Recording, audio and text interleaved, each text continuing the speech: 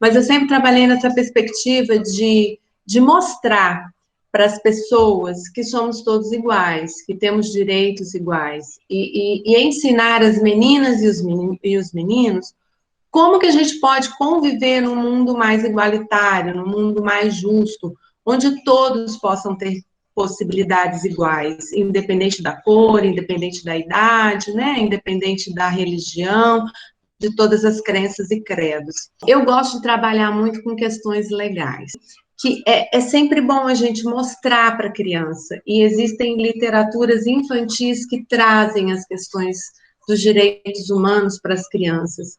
Então, é muito pertinente a gente mostrar para ela que todos são iguais perante a lei, que todos têm direito a um nome, à moradia, à saúde, a uma casa, ao lazer, ao esporte, que isso é garantido por lei. Então, isso é assim, para mim, tem que ser uma das primeiras coisas a serem trabalhadas, porque aí elas já começam a se ver como iguais. Elas já começam a perceber que aquele coleguinha que é diferente de mim, ele tem o mesmo direito que eu.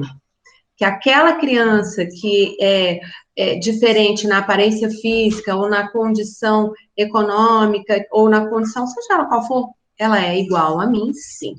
Tá? Então, de cara, de início, a gente já dá uma pontuada na questão da igualdade que a gente vem falar daqui para frente, que a gente vai mostrar para a criança, que é o que a gente quer que ela cresça fazendo e trabalhando e lutando pela igualdade, né? Então, a lei. Então, o que eu já fiz trabalhando com vídeo com as minhas crianças em sala de aula? Eu trabalhei com esse jogo aqui, que eu não tenho foto dele, mas eu vou mostrar para vocês. Com esse jogo aqui, ó, é um jogo que eu adaptei para um trabalho que eu fiz para o Dia da Consciência Negra. Assistimos os vídeos, pedi para as crianças listarem palavras relacionadas à questão do preconceito e do racismo que eles viram nos vídeos, procuramos o significado dessas palavras que eles disseram, tá? E fizemos cartas do jogo. A cartinha é assim, ó, do lado ele tem só o nome da palavra, que essa daqui é resiliência, não sei se dá para ver, tá? E atrás da cartinha tem o significado da palavra. E aí, como que é o jogo? As crianças sentam numa roda e eles podem ou tirar a cartinha que tá, a primeira cartinha do bolo, tá? E trabalhar o significado daquela cartinha, ou você faz uma correntezinha assim das cartinhas com as palavras em cima e a criança escolhe a cartinha que ela quer falar, com o significado que ela quer falar. Então, ela vai ler ali aquele significado, ela lê para ela o significado, e aí, depois que ela lê o significado, ela lança a pergunta para os colegas. Quem gostaria de falar o que entende por esse tema? Então, por exemplo, passa um outro vídeo. Lu, eu não tenho esse jogo aqui, tá, gente? Ficou na escola, nos meus guardados. Então, as cartinhas são essas aí, olha. De um lado, podem ver que é uma cartinha azul, tem do lado, de um lado a palavra, e do outro lado tem uma outra cartinha que tem um significado, tá? Mais ou menos como essa daqui mesmo. Um lado a palavra e o outro o significado. Então, as crianças vão conversar sobre o significado dessa palavra. Como é que elas podem apresentar o que elas sabem? Elas podem contar a cena de um filme que elas viram, elas podem contar um texto, um livro que eles leram, eles podem falar sobre uma poesia, sobre um vídeo, enfim. Ele vai exemplificar o que ele entende como significado, por exemplo, de racismo, através de uma experiência que ele viveu dessa forma, ou vendo um vídeo, assistindo um vídeo, vendo um livro, uma poesia, ele vai exemplificar. Aí eu falo para vocês, por que eu fiz essa adaptação? Porque para nós adultos é mais fácil a gente conversar sobre o significado de palavras, talvez, que a gente vê mais, que a gente conhece mais, do que a criança. Né? Uma criança de 5º ano, que é o caso dos meus alunos, eu sempre trabalhei com 5º ano, tá, gente? Às vezes tem um pouco de dificuldade de explicar certinho o que é o racismo, o que é o preconceito, o que é direitos iguais. E aí, para ele, às vezes, fica mais fácil falar que ele lê um livro que conta a história de uma criança que sofre porque ela é negra. Entende? Ele vai exemplificando de alguma outra maneira. Aí eu venho mostrando para vocês uma coisa que eu gosto muito de trabalhar com imagens, tá?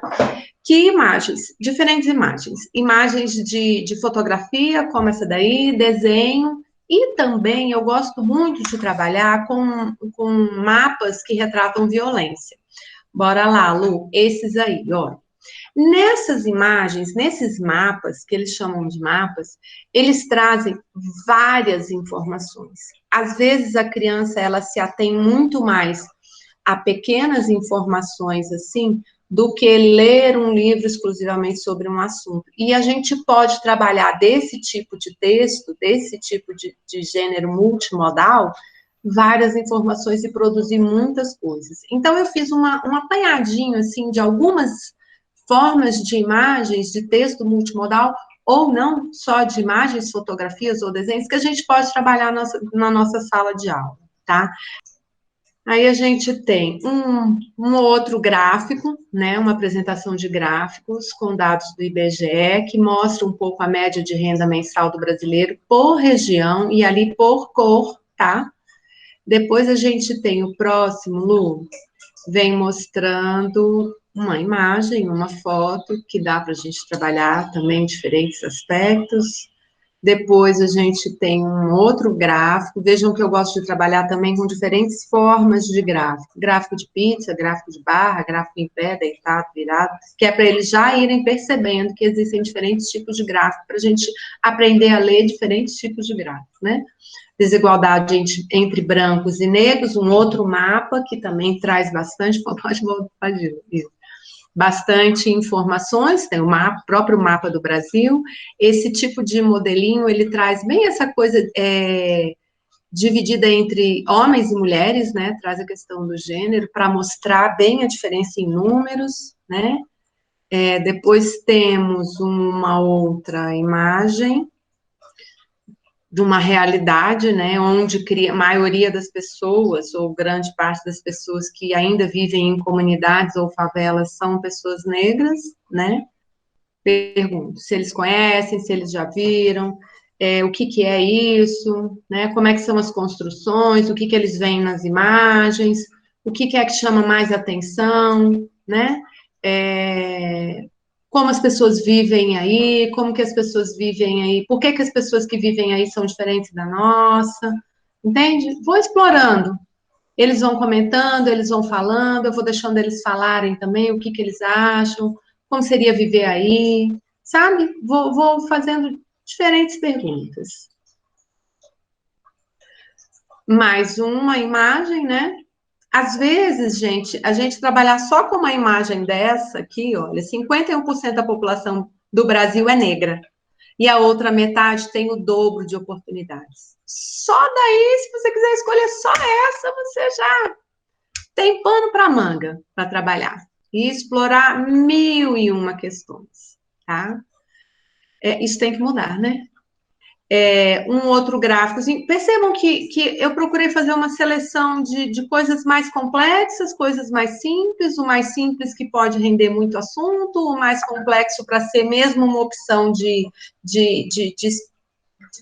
questões, né? Você pode trabalhar com um mapa daquele com mais informação, dividir a turma em grupo, e cada grupo pega um assunto daquele mapa ali, daquele multimodal que vem com um monte de informação.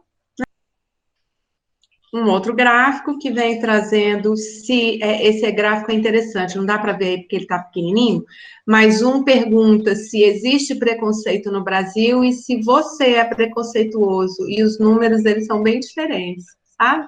Uma coisa é uma coisa, outra coisa é outra coisa, né? Esse daí é um mapa, são gráficos bem interessantes. Esse daí, ele vem trazendo por que devemos denunciar a discriminação sofrida, tá?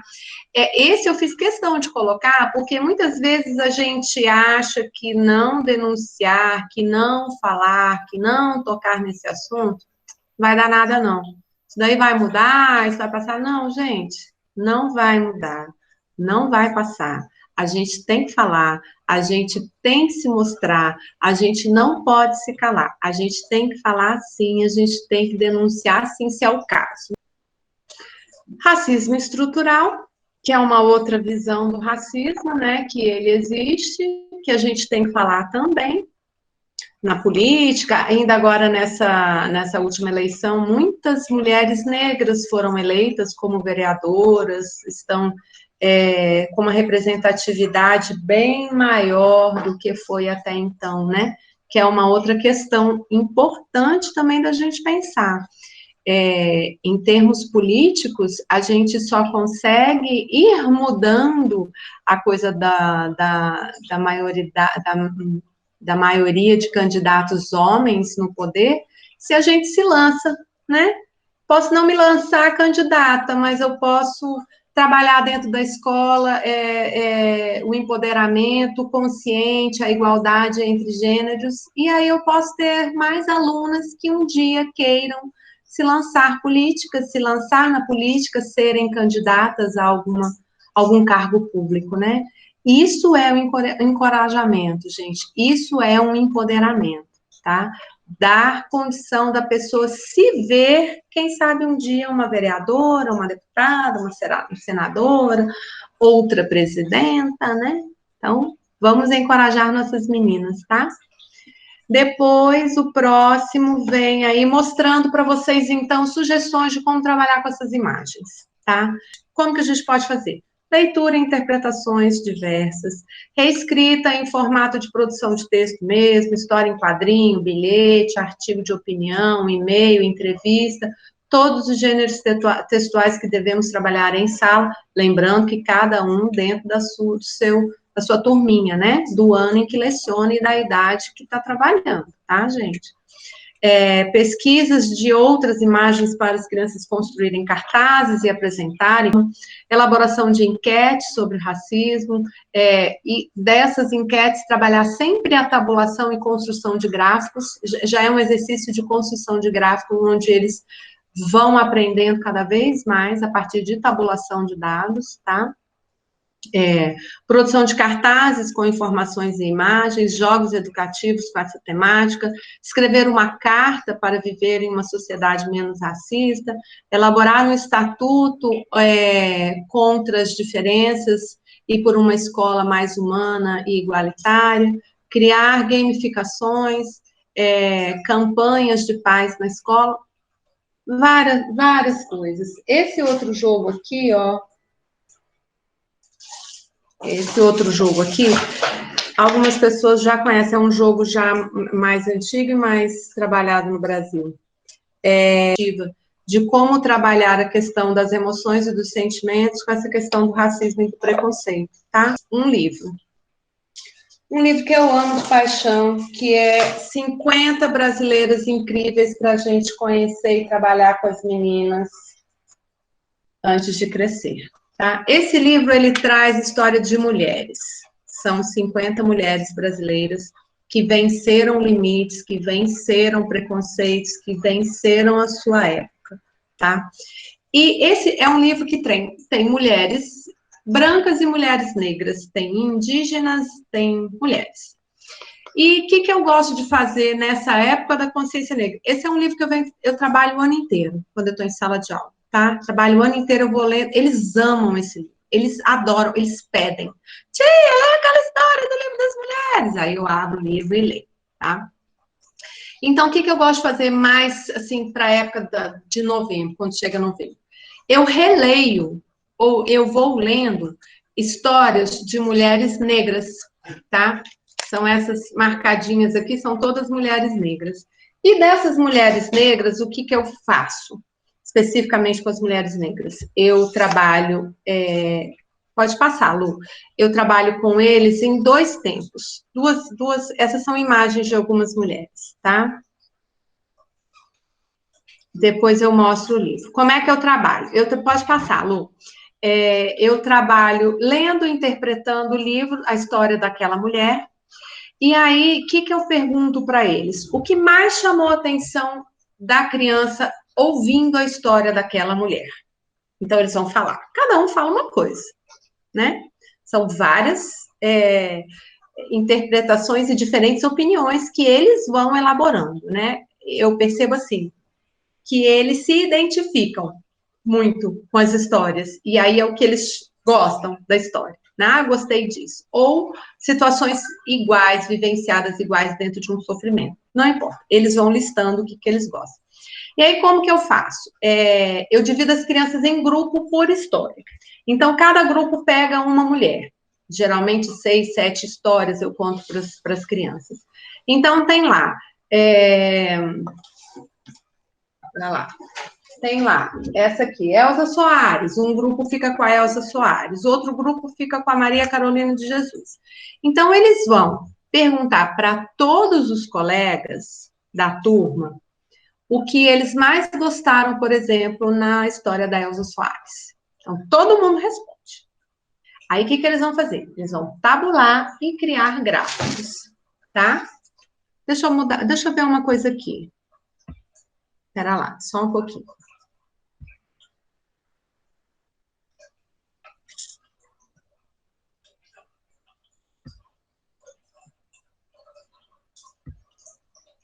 Para ver se fica melhor de ver. Acho que fica, né? Então, vamos imaginar, eles trabalham com essa Elza Soares, eles fazem desenho da Elza Soares e escolhem um para a gente montar uma galeria de imagens, tá? Esse daqui é um desenho deles. E daí, de todas as informações que eles escolheram da Elza Soares, por exemplo, eles vão criar gráficos, tá?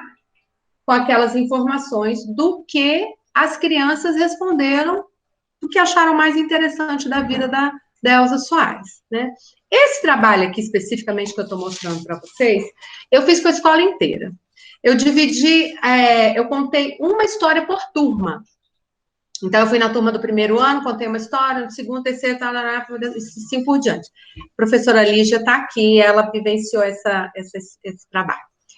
E aí, a gente fez o gráfico com a opinião daquela turma. Então, um grupo de alunos foi no primeiro ano, anotou o que o primeiro ano todinho achou da história da Elza Soares, por exemplo, e a partir da opinião deles sobre a história da Elza Soares, nós fizemos o gráfico, tá? Esse trabalho pode ser feito na turma, né?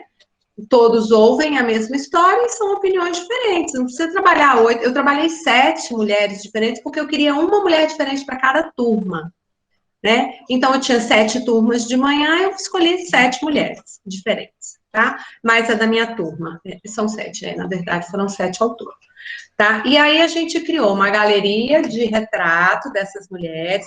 As crianças pequenas das outras turmas também fizeram o desenho, montamos uma galeria com o desenho das crianças das outras turmas e com os desenhos das minhas turmas, ficou lá fora no mural, foi muito bonito esse trabalho, tá? Valeu muito a pena. Então, é uma dica, tá? E aí, a gente também já vem trabalhando com a questão da mulher, ressaltando e valorizando a questão da mulher, tá? Pois tem aí algumas imagens dos desenhos dos meus alunos da minha turma. E criamos o Ubuntu. Então, esse projeto, ele tem o tema principal, somos o que somos porque nós somos todos, né? Durante cada bimestre, esse ano, então, a gente vem atrelando o trabalho às unidades didáticas, envolvendo o tema gerador com o objetivo de aprendizagem do currículo. A filosofia Ubuntu se baseia nos princípios da lealdade, da humildade, empatia e respeito. A lenda africana sobre o Ubuntu aborda a cooperação e de como, através dela, podemos chegar à igualdade, harmonia e por consequência, felicidade. Então, a gente passa por esse trabalho, por esse projeto, as questões históricas mesmo, do negro na formação do povo brasileiro, e também a gente passa por essa questão da igualdade, da harmonia, da felicidade, uma questão mais da empatia também, não só com as questões da história da formação do povo brasileiro. Aí os objetivos são, alguns, tá, gente, que eu peguei ali os menorzinhos, assim, para caber, para não ficar uma apresentação muito extensa. Promover a reflexão sobre o respeito à igualdade social, estimular o respeito às diferenças, conscientizar sobre ações preconceituosas, conhecer e valorizar as tradições africanas e identificar de que maneira elas influenciaram na cultura brasileira, desconstruir o conceito de que os africanos eram naturalmente escravos, quando na verdade eles foram escravizados por outros povos, identificar como a cultura africana está presente no nosso cotidiano por meio de música, comida, línguas, religião, trabalhar a expressão corporal, conversar a respeito da discriminação e preconceitos baseados na aparência das pessoas ou classe social, e por aí vai, tá? Como é que a gente dividiu o Ubuntu nas unidades didáticas por bimestre? No primeiro bimestre, a gente abordou a questão que vinha trazendo tudo sobre mim. A gente pegou e juntou as questões da identidade da criança com a identidade do nosso Brasil. Então, a gente trabalhou eu, o outro e o nós, a culturas e as heranças da raça, do povo africano, especificidades socioculturais e respeito à diversidade. Então, pensando no Ubuntu, a gente abordou esses aspectos. Agora, no segundo bimestre, a gente vem com questões de vida saudável, a influência da cultura africana na culinária brasileira, hábitos alimentares, contribuições africanas na culinária regional brasileira, reconhecimento da contribuição africana nessa culinária local, alimentação saudável e uma culinária junina. Então, a gente vem atrelando o Ubuntu, a cultura africana, as questões mais de alimentação, de hábitos saudáveis, e essas heranças que a gente tem, todo esse universo gastronômico e culinário, né? Não esquecendo de todas as tradições deles também nesses assuntos. No terceiro bimestre, a gente vai resgatar as tradições. A cultura brasileira e suas origens nas danças, contos populares, músicas e brincadeiras.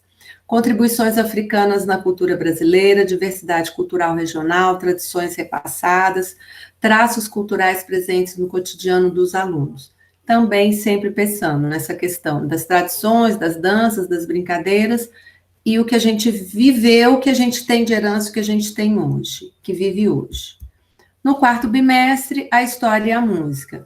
Conhecimento por meio de histórias infantis e da luta racial, a cultura musical e a contribuição africana.